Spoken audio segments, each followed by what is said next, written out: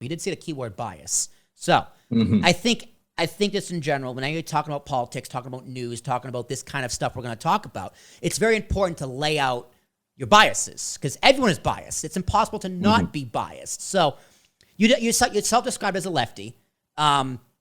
I don't know what I am, to be honest. Like, I like to think of myself as a populist libertarian, if there is such a thing.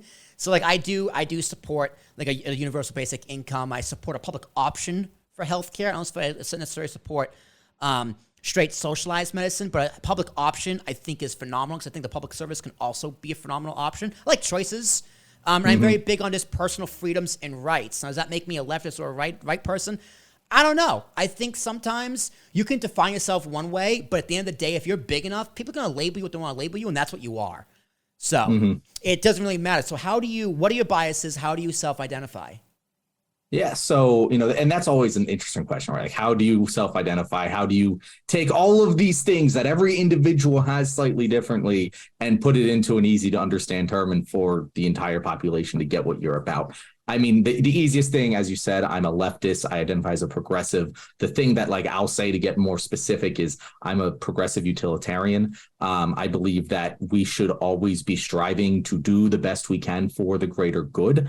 And that is kind of the goal of life, of society, of having a government in general. And so all of my kind of policy philosophies just stem from that idea. What creates the greatest good for the people in this world, in our country? The other, philosophy I identify as, which some people recognize, is called Ubuntu, which is, if you're familiar with Nelson Mandela, it was a philosophy that he preached, and it is a West African word that means I am because we are. And that's the simple acknowledgement that everything I do in life has been influenced by millions of people who came before me. And there's no such thing as a self-made man. We all receive help from someone else. You can't become a billionaire selling products to dead people, right? So, it's at some level, we all need society to, raise the tide and lift all boats. And that's the types of policies that I typically get behind. Yeah, it sounds like an advanced version of populism. Yeah, no, I think that libertarian populism and what I describe myself as, we probably agree on a lot of things. We might have some disagreements. It's, if anyone's ever heard of horseshoe theory, it's the theory that when you go far enough left or right on the political spectrum, you begin to agree more than the people in the center. Yeah. And I think that is very true in a lot of cases. I think I have my problems with libertarianism in general. As do I. But I think that you probably have the same problems as I do, and we can agree on a lot of things. More the, not extremism of libertarianism isn't quite the word, but the dogmatic adherence to no government is sort of usually my problem with libertarianism. But when you acknowledge government can have solutions, we just need to minimize the reductions of our freedoms, I can usually get behind that. Yeah, because I don't mind calling myself libertarian, but just don't think of me as like a crazy libertarian. Because some libertarians are just like, I just kind of want laissez-faire, but no, that doesn't work either.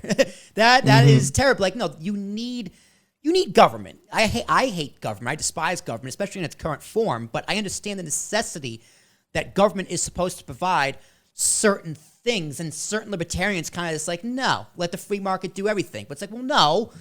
You can't do that either. Power needs checks and balances from all forms. Like, we have checks and balances in government, but we also need checks and balances in corporations with relation to the government. And sometimes libertarians can kind of get lost in that ethos of, but free market capitalism is good.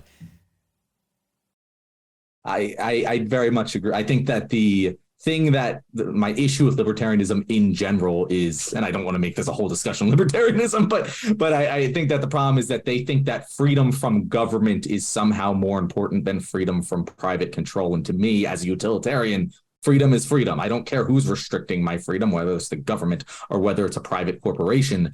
If a gun's to my head, a gun's to my head. And that's, I want the most freedom possible. And that sometimes means, even to a libertarian, you got to do, like, even the most libertarian will be like, we do need to come together for defense. Like that's important. If we don't have a military, other countries can just invade us. So we got to have something, right?